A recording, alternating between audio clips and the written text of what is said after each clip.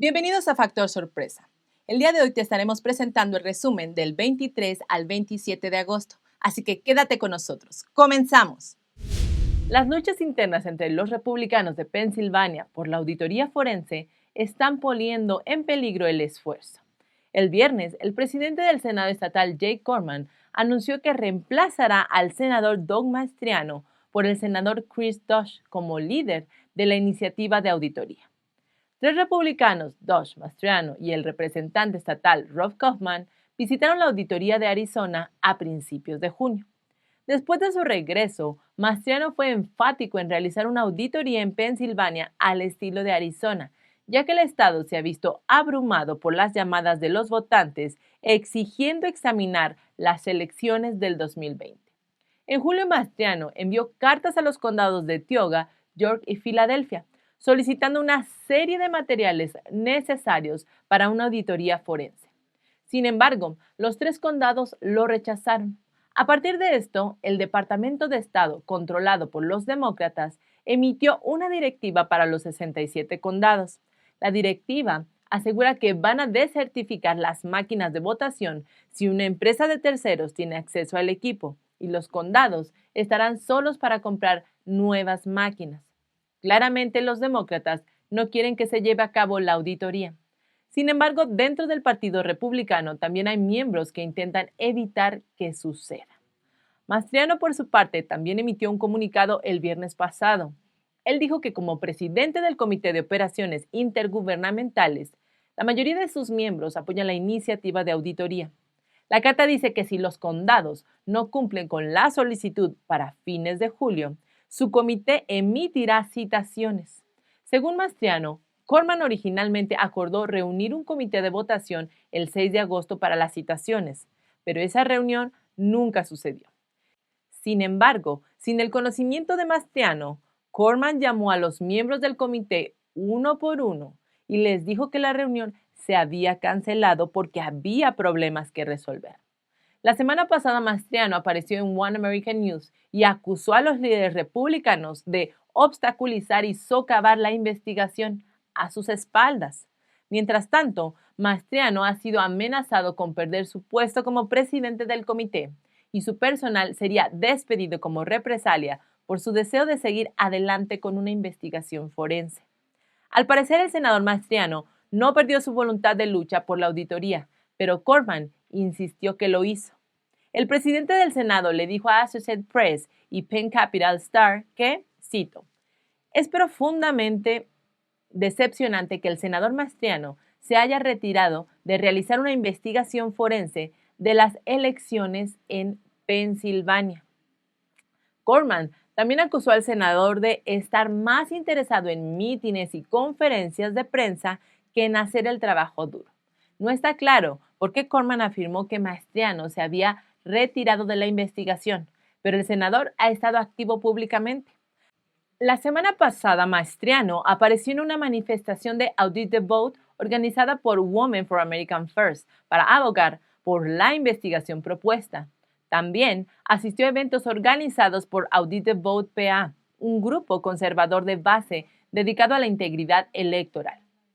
Hay rumores de que el liderazgo republicano del Senado en Pensilvania quiere trasladar la investigación a un comité diferente. Mastriano no pudo comentar sobre la autenticidad de los rumores, pero dijo, los rumores abundan en un plan. Si son ciertas, existe poca confianza en que alguna vez se lleve a cabo una investigación real. Ahora, en otras noticias, el sábado pasado el expresidente Donald Trump se presentó en un rally de Save America en Cullman, Alabama. Por cierto, que hasta el día de ayer aún podías encontrar el video en YouTube con el discurso completo, pero como era de esperarse, el día de hoy fue removido. En el rally, que tuvo aproximadamente unas 40,000 personas que asistieron, el expresidente habló de muchos temas que ahora están llevando al país a la miseria, pero también habló de algo muy importante que es el conflicto en Afganistán. Trump dijo que durante su mandato habían reconstruido el ejército, lo habían vuelto más fuerte y grande y ahora, con esta nueva administración, podíamos ver cómo todo eso se disipaba, cómo el ejército estadounidense se estaba entregando al enemigo. El expresidente dijo que Biden había fallado con la pandemia y ahora estaba supervisando la mayor humillación de política exterior en la historia de los Estados Unidos de América. Trump dijo, esta es la mayor humillación que he visto en mi vida. También mencionó que la salida fallida del ejército estadounidense de Afganistán muestra la gran incompetencia para manejar el país por parte de Biden. Incluso dijo que Vietnam parece una clase magistral de estrategia en comparación con la catastrófica salida de Afganistán liderada por Joe Biden. El exmandatario explicó los acuerdos que había conseguido con los talibanes durante su administración y que lo único que Biden debía hacer era dejar a los soldados allí hasta que estuvieran fuera todos los ciudadanos que radican en Afganistán y también fuera todo el armamento. Y una vez conseguido esto, simplemente bombardear las bases estadounidenses e irse de ahí. Él dijo que esto no fue una retirada, sino una rendición total. Trump contó que cuando habló con Abdul, líder de los talibanes, le dijo que si no cumplía con los acuerdos hechos y que si se atrevía a tocar a los ciudadanos estadounidenses en Afganistán, el terror reinaría sobre él, que sería realmente terrible. El expresidente Trump dijo que Biden prácticamente se arrodilló ante los talibanes y que esto está siendo sin duda la situación más vergonzosa que jamás se haya visto en su país y que seguramente las naciones de todo el mundo, tanto amigos como enemigos, los ven y dicen, ¿qué rayos pasó tan rápido a los Estados Unidos de América? La evacuación en el aeropuerto de Kabul se ha vuelto aún más incierta y caótica. El mensaje de la administración Biden ha cambiado nuevamente. Primero, el sábado 21 de agosto, se le dijo a los estadounidenses en Afganistán que evitaran viajar al aeropuerto a menos que reciban instrucciones específicas para hacerlo. Y esto es totalmente diferente de lo que Joe Biden declaró el día anterior al decir que Washington había llegado a un acuerdo con los talibanes en el que se permitía a los estadounidenses pasar sin problemas por puestos de control. La Embajada de Estados Unidos en Kabul explicó que el cambio se debe a posibles amenazas de seguridad en las afueras de las puertas del aeropuerto de Kabul, pero no explicó cuáles eran exactamente esas amenazas. Pero se habla de que estas podrían incluir violencia y confiscación de pasaportes estadounidenses. De hecho, el Departamento de Defensa reconoció los informes de que combatientes talibanes están golpeando a estadounidenses en su camino hacia el punto de evacuación. También hay informes que dicen que los talibanes están incautando los pasaportes y las licencias de conducir de los afganos estadounidenses para evitar que huyan del país. Un afgano estadounidense que se desempeñó como intérprete durante varios años en Afganistán y que tiene su hogar en Estados Unidos, dijo que llegó a las puertas, pero los talibanes le quitaron su pasaporte y no se lo devolvieron. Le dijeron que no se lo permitiría el paso. Afortunadamente, un infante de marina estadounidense estaba allí y obligó a los combatientes talibanes a devolverle su pasaporte. Pero no todos los estadounidenses están teniendo tanta suerte. El sábado, al menos 7 personas murieron aplastadas mientras multitudes masivas avanzaban contra las barreras de hormigón en el exterior del aeropuerto.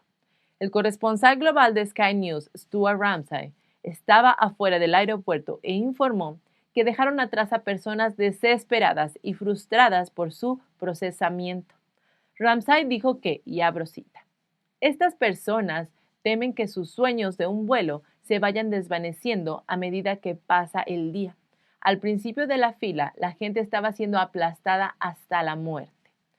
La trágica escena demuestra qué clase de grupos son los talibanes y cuánto temen los afganos ser gobernados por ellos. El domingo por la tarde en la Casa Blanca, Biden actualizó la situación de Afganistán. Él dijo que se tiene un camino largo por recorrer y que aún había muchas cosas que podrían salir mal. Esto sin duda suena drásticamente diferente a sus comentarios anteriores.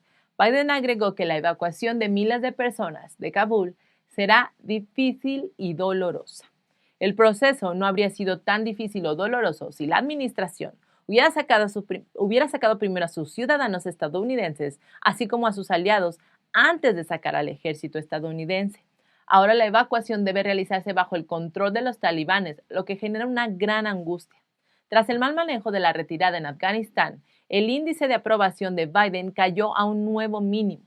Según una encuesta de NBC News publicada el domingo, el presidente Biden tiene un 49% de aprobación y un 48% de desaprobación.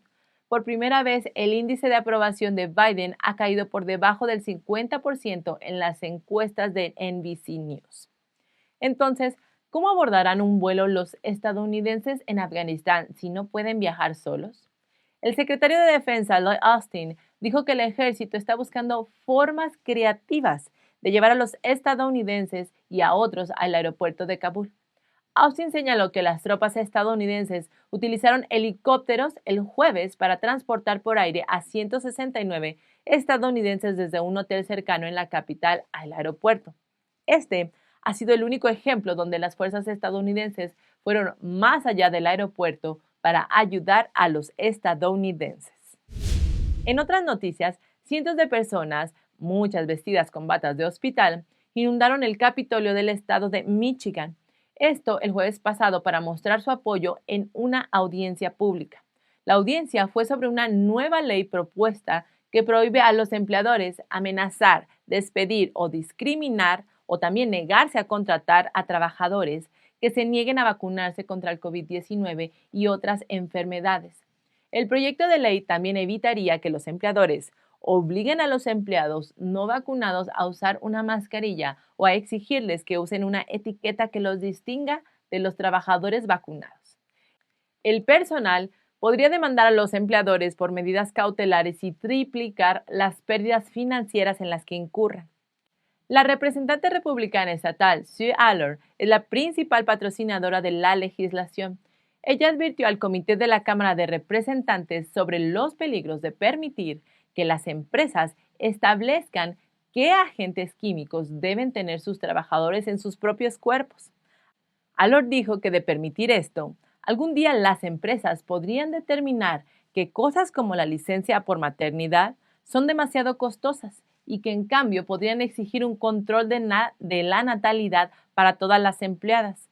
La mayoría de los grandes sistemas hospitalarios y de atención médica en Michigan han anunciado que comenzarán a hacer cumplir un requisito de vacunación para el personal como condición de empleo. El plazo de cumplimiento va de septiembre a noviembre o estará pendiente a la aprobación de las vacunas por parte de la FDA.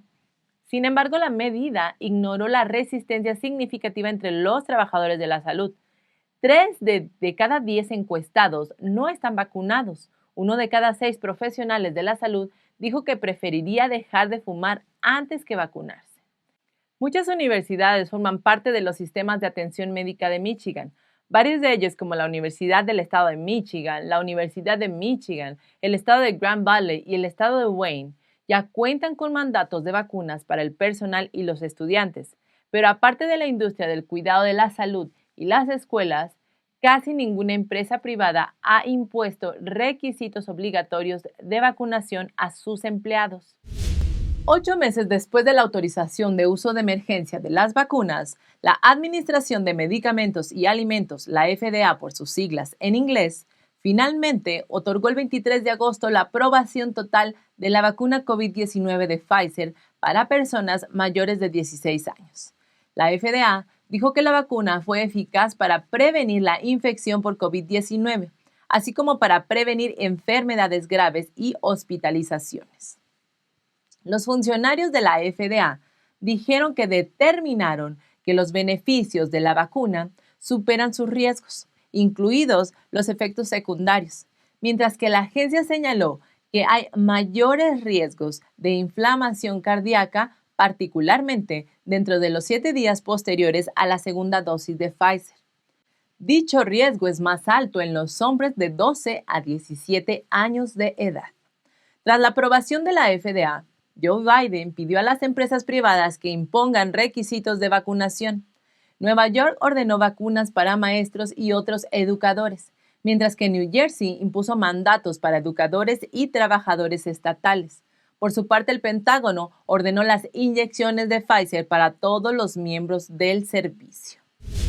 Por otro lado, el lunes, 45 organizaciones de veteranos solicitaron una reunión virtual con el presidente para discutir la evacuación en Afganistán. La coalición quiere asegurarse de que haya un plan integral para sacar a todos los ciudadanos y aliados de los Estados Unidos y quieren ayudar de todas las formas posibles.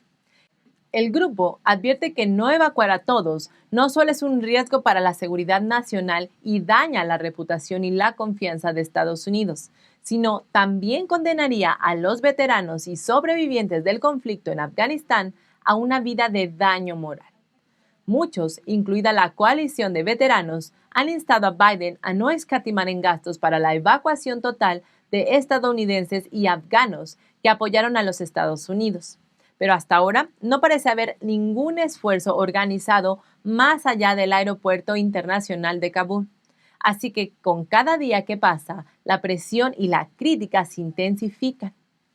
El mismo día, el Pentágono dijo que podría pedirle a Biden que permita que las tropas permanezcan en Afganistán después del 31 de agosto, pero las perspectivas de extender la estadía no parecen prometedoras. Desde el lado de los talibanes fue un rotundo no. El portavoz del grupo terrorista caracterizó el 31 de agosto como una línea roja y amenazó con consecuencias si Estados Unidos optaba por quedarse después de esta fecha. El día anterior, Biden confirmó que hubo conversaciones dentro de la administración y el ejército sobre una extensión. Sin embargo, Biden dijo que no tendremos que extendernos. Sin embargo, una cosa es segura. La administración no ha dejado de negociar con los talibanes. El lunes, el director de la CIA, William Burns, voló en secreto a Kabul para reunirse con el líder talibán Mullah Baradar. Fue la reunión en persona de más alto nivel entre Estados Unidos y los talibanes desde que el grupo se hizo cargo de la capital. Actualmente, la situación en Kabul sigue siendo muy peligrosa y las puertas del aeropuerto se están abriendo y cerrando sin previo aviso. A partir de esta mañana, el número total de evacuados por los Estados Unidos y los miembros de la OTAN desde el 14 de agosto se acerca a 59,000 personas. No está claro cuántos de ellos son estadounidenses. Ahora hablemos sobre el plan del sueño socialista de los demócratas de 3,5 billones de dólares que podría estar en peligro en la Cámara. Durante las últimas 2 semanas, la presidenta de la Cámara de Representantes, Nancy Pelosi, ha estado negociando entre los progresistas y moderados en su grupo sobre el acuerdo de infraestructura. Pero ahora Pelosi no parece tener suficientes votos para aprobar el proyecto de ley. Ella solo puede permitirse perder 3 votos de su partido, pero 9 legisladores demócratas han prometido oponerse al proceso presupuestario que es necesario para que los demócratas avancen en la segunda vía. Los moderados dijeron que la Cámara debe aprobar la ley bipartidista de $1 billón antes de considerar invocar la propuesta de presupuesto. El 21 de agosto, Pelosi emitió un comunicado dirigido a los 9 congresistas. Ella suplicó a los miembros que apoyaran la visión del presidente Biden y dijo que el caucus debe actuar rápidamente para aprobar la resolución presupuestaria esta semana. Este comunicado sigue a la noticia de que hace 2 días de que los 2 famosos centristas demócratas, el senador Joe Manchin y la senadora Kyrsten Sinema, estaban asesorando a los miembros en las negociaciones con la Casa Blanca y el presidente. El lunes, Manchin intervino en el punto muerto. Instó a la Cámara a aprobar primero la legislación partidista y hacer que Biden firme el proyecto de ley antes de pasar a la reconciliación presupuestaria.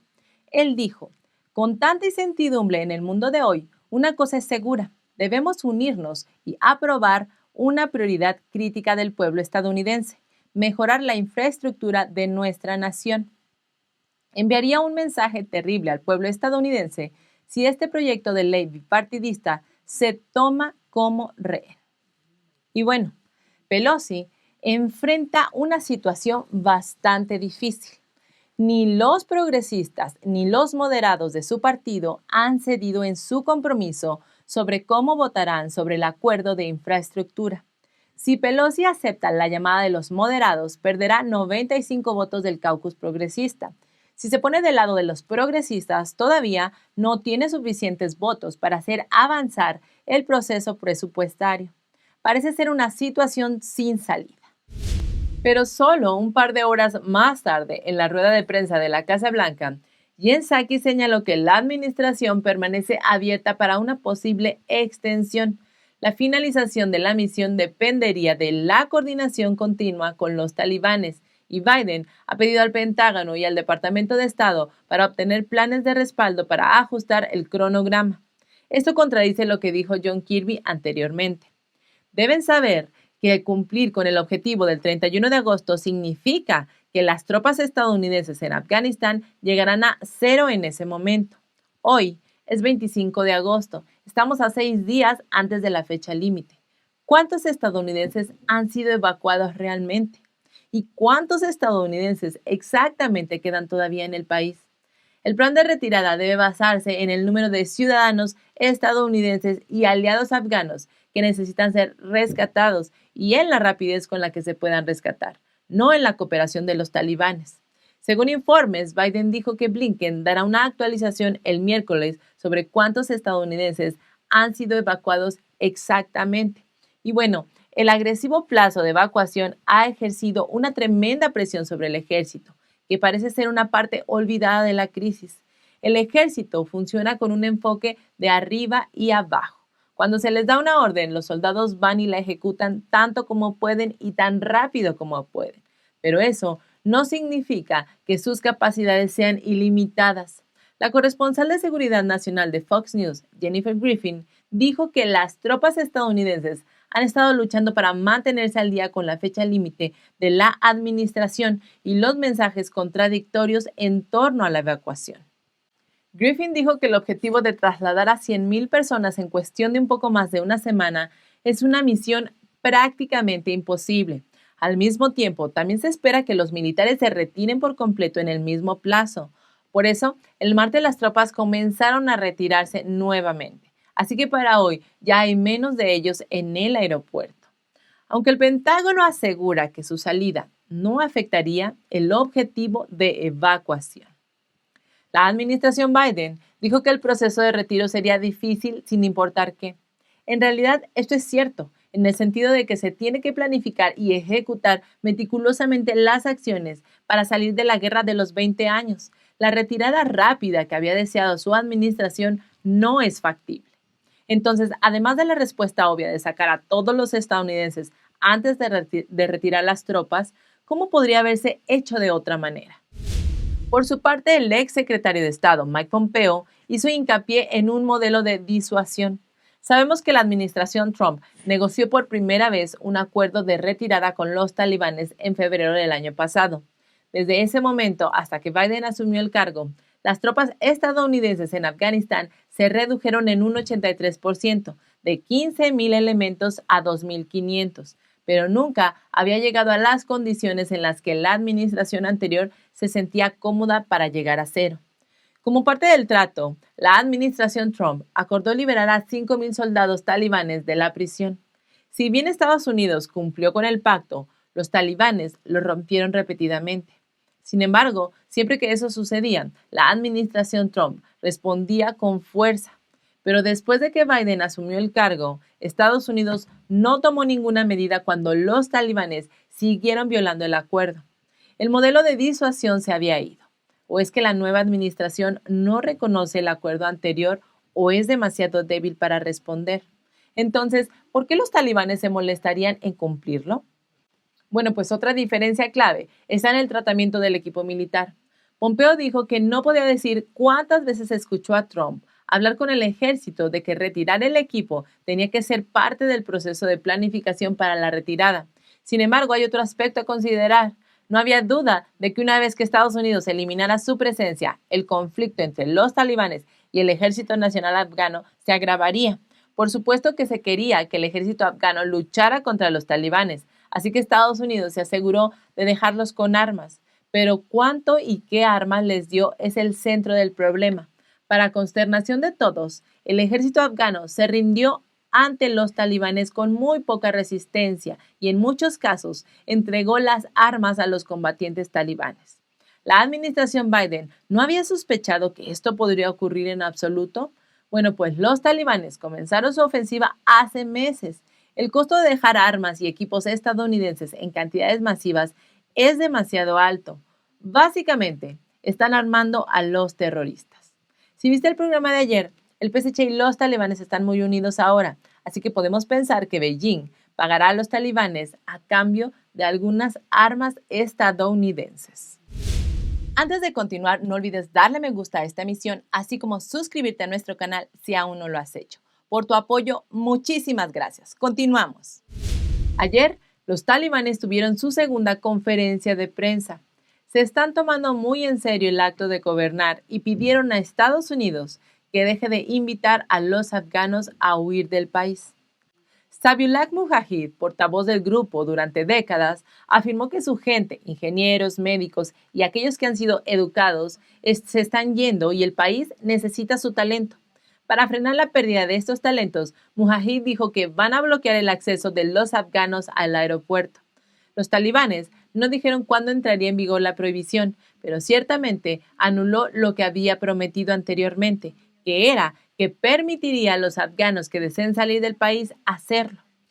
El regreso del grupo al poder se basó en las incesantes violaciones del acuerdo de la retirada de Estados Unidos. Y bueno, con su historial, ¿qué más esperaríamos de ellos? Si eres un usuario de Android, ten en cuenta al virus Joker. La policía belga advirtió recientemente que el malicioso virus ha regresado. Joker piratea dispositivos Android y se esconde en varias aplicaciones del Google Play Store. Este suscribe automáticamente la cuenta para hacer pagos de servicios sin autorización del usuario.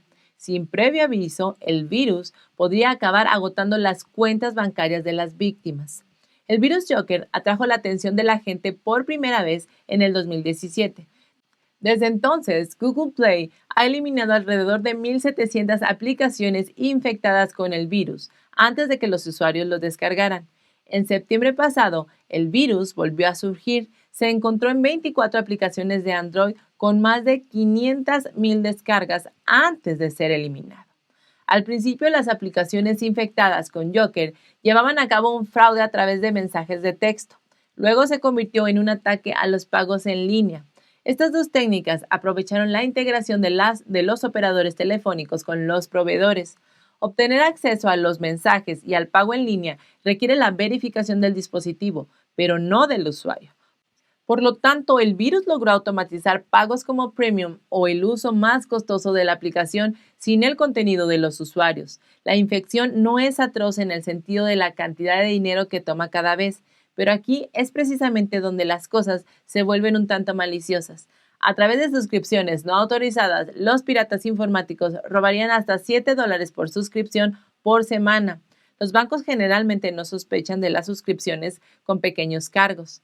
El robo suele pasar desapercibido hasta que las víctimas revisan en detalle las transacciones de su cuenta.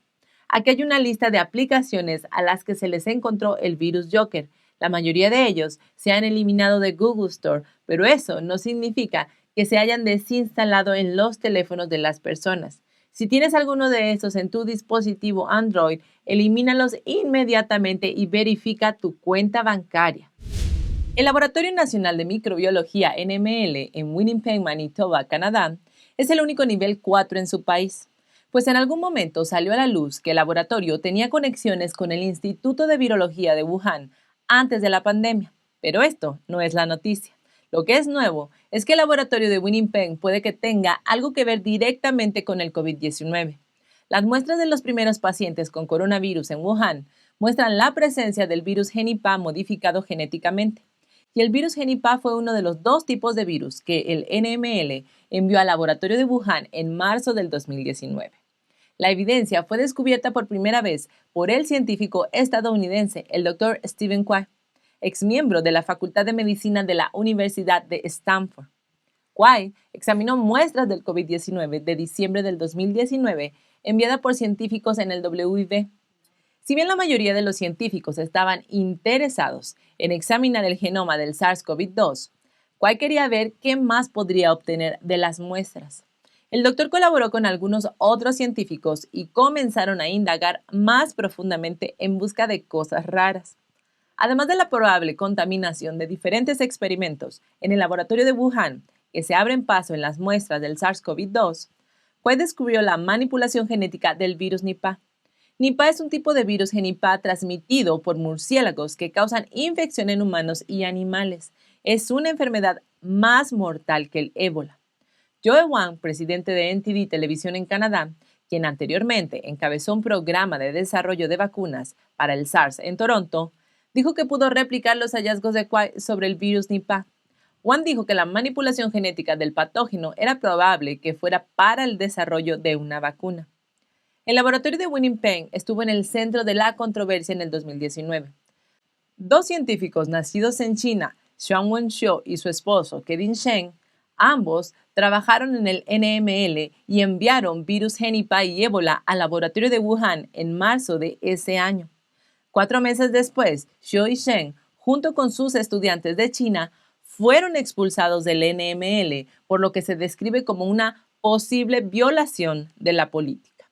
El gobierno liberal liderado por Justin Trudeau se niega a dar más detalles sobre el despido, debido, según él, a preocupaciones de seguridad nacional y privacidad. No está claro si el disparo se debió al envío del virus a China, pero el papel de Xiu en el único laboratorio del nivel 4 de Canadá simplemente es dudoso. Durante su tiempo en el laboratorio de Winnipeg, Xiu viajó varias veces al WIB, supuestamente para ayudar a capacitar a las personas en el nivel 4 de seguridad.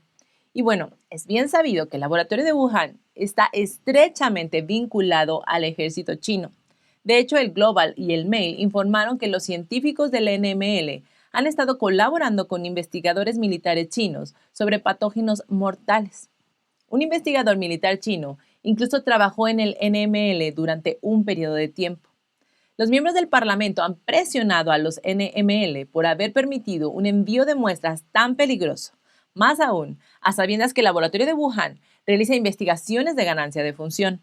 El director general científico del laboratorio respondió durante una reunión parlamentaria que solo enviaron los virus después de recibir la garantía de que no se llevaría a cabo procedimientos de ganancia de función. ¿Quién les había asegurado esto? ¿Y cuál fue la seguridad?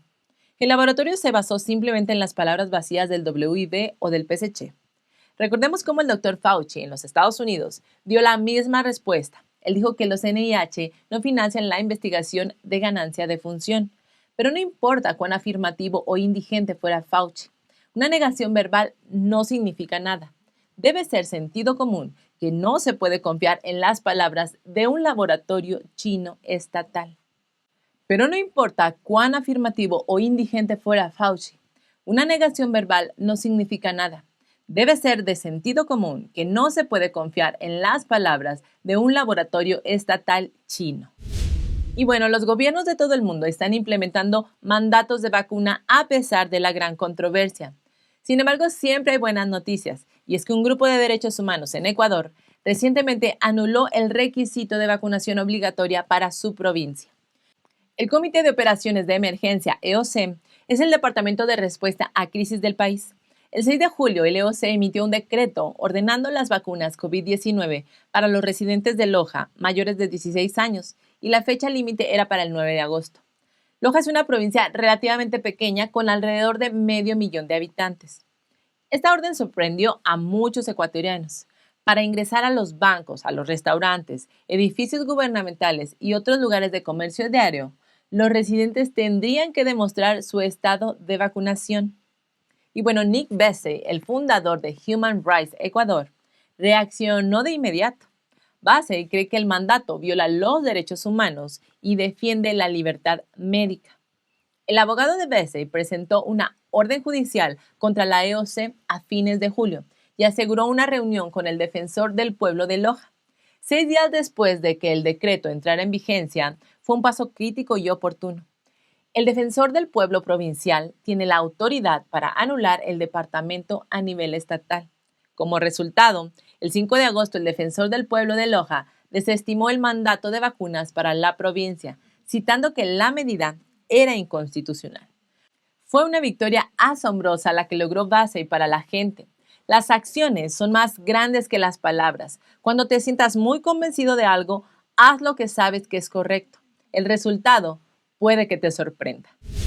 En otras noticias, después de la sesión de emergencia convocada por los demócratas el 23 de agosto, el día de ayer el representante Kevin McCarthy pronunció un discurso enérgico ante los medios sobre la sesión de emergencia convocada por sus homónimos. McCarthy criticó severamente a Nancy Pelosi y a los demócratas por no tomar acciones y medidas sobre lo que está sucediendo en Afganistán en la llamada sesión de emergencia. Mas, sin embargo, sí se mostraron desesperados por aprobar sus ambiciosas leyes de infraestructura y votaciones. McCarthy dijo en la conferencia de prensa: esta semana, la Cámara está en sesión por primera vez desde que Kabul cayó ante los talibanes, y continuó diciendo: lo que está sucediendo en Afganistán es un desastre para la seguridad y la credibilidad de Estados Unidos. También criticó la fecha de retirada de Biden, llamándola una rendición incondicional a los talibanes, que dejaría a miles de estadounidenses atrapados en el país. McCarthy dijo que en lugar de estar considerando 5 billones en gastos e impuestos y cambiar la ley electoral para beneficiar a un partido sobre otro, la Cámara debería utilizar la sesión para demostrar a sus ciudadanos que Estados Unidos no abandona a su pueblo ni a sus intereses. McCarthy, al igual que otros de sus compañeros, insistió en que no debería haber un cronograma para la evacuación hasta que todos los estadounidenses que están atrapados en Afganistán regresen a sus hogares, Estados Unidos. Pero la realidad es que en la Cámara no estaba sucediendo esto. Según McCarthy, dice que el único interés de la mayoría de los demócratas son ellos mismos, no el pueblo estadounidense. El líder de la minoría no dudó en señalar a Pelosi por haber convocado una sesión de emergencia y, haciendo una comparación con el Reino Unido, quien también había sostenido una sesión de emergencia recientemente, dijo que la gran diferencia era que ellos sí se reunieron para planear cómo sacar a sus ciudadanos de Afganistán.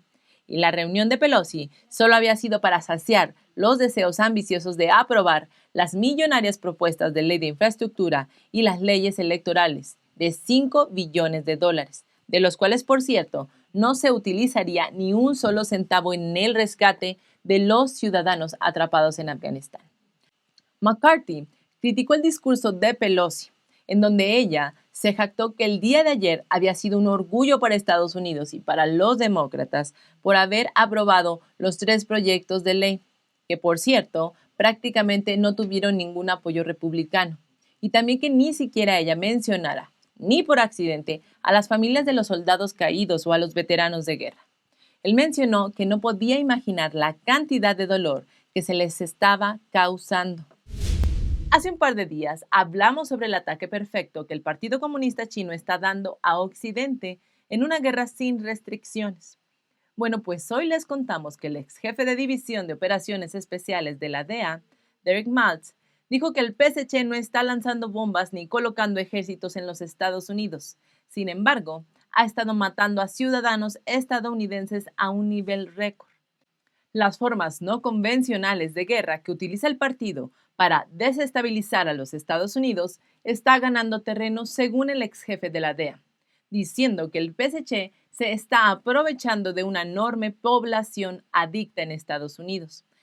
Esta advertencia se da después de que saliera a la luz un nuevo informe emitido el 24 de agosto en donde se coloca a China como la principal fuente del tráfico ilícito de fentanilo y sustancias relacionadas con el fentanilo en los Estados Unidos.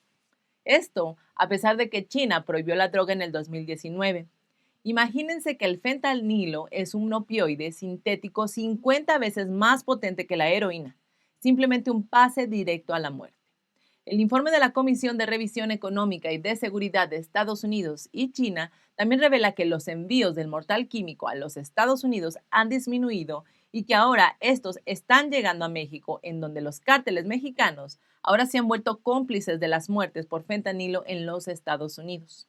En 2020, durante la pandemia, las muertes por sobredosis de opioides sintéticos, principalmente de fentanilo, han aumentado de manera récord en más de 56,000, un aumento de 20,000 con respecto al año anterior, según datos provisionales del Centro Nacional de Estadísticas de Salud. Maltz dijo que el país enfrenta la peor crisis de drogas de su historia y agregó que la alianza entre el PSC y los cárteles mexicanos podría ser la principal amenaza diaria que impacte el futuro de Estados Unidos. Según el informe, la débil supervisión y regulación del régimen comunista chino sobre su industria química ha ayudado a los esfuerzos de los traficantes chinos de fentanilo. Así que debido a esta falta de supervisión, los traficantes chinos continúan enviando diversos químicos a México para producir el mortal fentanilo. Se dice que se está fabricando millones de píldoras falsificadas que contienen fentanilo y esta droga mortal se está mezclando con otras drogas como la heroína, cocaína y metanfetamina. Ahora, el paso libre de la frontera sur de los Estados Unidos vuelve más fácil el acceso de esta droga mortal. Estadísticas del Departamento de Aduana y Protección Fronteriza señalan que los decomisos de fentanilo en la frontera sur de los Estados Unidos se triplicaron al pasar de 1.4 toneladas en los primeros 10 meses del año fiscal del 2020 a 4 toneladas en el mismo periodo del año fiscal que corre. La guerra de opioides por parte del PSC a los Estados Unidos es simplemente terrible y está cobrando vidas diariamente. De hecho, el gobernador de Texas, Greg Abbott, presentó el mes pasado un proyecto de ley para endurecer el castigo a todo aquel que fabrique o distribuya fentanilo, ya que según el gabinete de Abbott se ha incautado el suficiente fentanilo como para matar a todas las personas en Texas y California juntas. Es impresionante ver cómo el PSC se conduce de manera corrupta y malvada, con tal de posicionarse como la primera potencia mundial y evidentemente para esto tiene que quitar a Estados Unidos del camino, sin importar de qué manera lo consiga. En otras noticias, el lunes pasado la FDA otorgó la aprobación completa a la vacuna de Pfizer COVID-19 para personas mayores de 16 años. Tras el anuncio, se está implementando una avalancha de mandatos de vacunas en los Estados Unidos. Algunos de los grupos más grandes sujetos a los nuevos requisitos de vacunación incluyen el ejército de los Estados Unidos, los maestros y el personal de las escuelas públicas de la ciudad de Nueva York, los maestros y los trabajadores estatales de New Jersey, los empleados del CBC Health, los trabajadores sindicalizados de Disney World y una larga lista de sistemas hospitalarios en el país. Los trabajadores de la salud, en particular, están bajo una enorme presión para recibir la vacuna. Muchos hospitales ya impusieron el requisito incluso antes de la aprobación de la FDA. Sin embargo, a diferencia de otras industrias, los empleados de la salud pueden ver de primera mano los beneficios y los riesgos de las vacunas. Podríamos pensar que probablemente puedan hacer un mejor juicio si necesitan o no la inyección en función de su experiencia.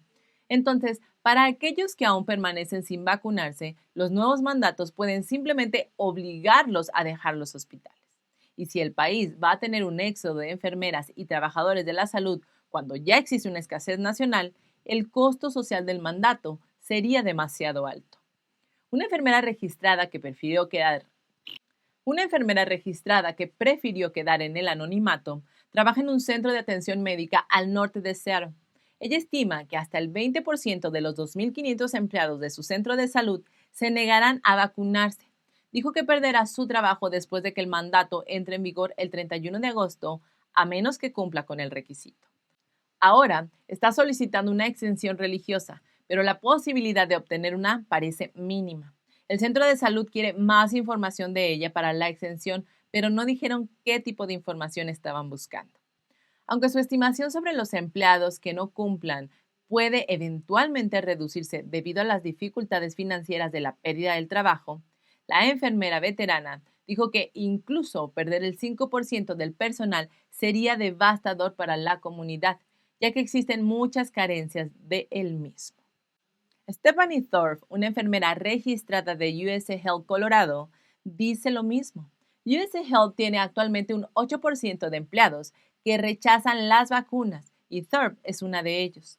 Thorpe podría perder su trabajo si se le niega la exención religiosa. US Health es un sistema mucho más grande con 26,000 empleados y un mandato de vacunación pendiente para el 1 de octubre. Thorpe estima que un par de cientos de acérrimos oponentes están dispuestos a retirarse debido al mandato. El sistema de salud tiene que considerar esto antes de implementar el requisito de vacunación. Enfrentaría el mismo desafío de personal que enfrentan muchos hospitales en todo el país. Pero este mandato de la vacuna de tendencia rápida podría estar provocando un grado igual de oposición. El 25 de agosto en Texas, el gobernador Greg Abbott emitió una nueva orden ejecutiva. Esta prohíbe cualquier mandato estatal o local que requiera que las personas se vacunen contra el COVID-19, independientemente de la aprobación de la FDA. El gobernador también instó a los legisladores estatales a convertir la medida en ley durante la sesión especial. Esta nueva orden amplía la prohibición anterior de Abbott en la que solo se impedía la vacunación obligatoria bajo autorización de uso de emergencia. Y bueno, además de Texas, Montana es el único estado del país que prohíbe a las empresas privadas exigir vacunas y esta medida se tomó hace meses. En mayo, su legislatura controlada por los republicanos aprobó una ley en la que exigir vacunas como condición para el empleo se considera discriminación y una violación de las leyes estatales de derechos humanos. A pesar de las críticas a este mandato por parte de los activistas a favor de la vacunación, la ley ha impedido que al menos un sistema privado de atención médica como Benefits coaccione a los empleados para que se vacunen bajo amenazas de despido. Algunos de los que más apoyaron el proyecto de ley justamente fueron empleados del Benefits Health System. Es la segunda semana de la caótica evacuación de Afganistán y la situación se convirtió en tristeza el día de ayer por la noche. Estados Unidos vio el día más mortífero para las tropas estadounidenses en 10 años. Un ataque complejo que involucró al menos 2 explosiones fuera del aeropuerto de Kabul mató a 13 miembros del servicio estadounidense e hirió a otros 18.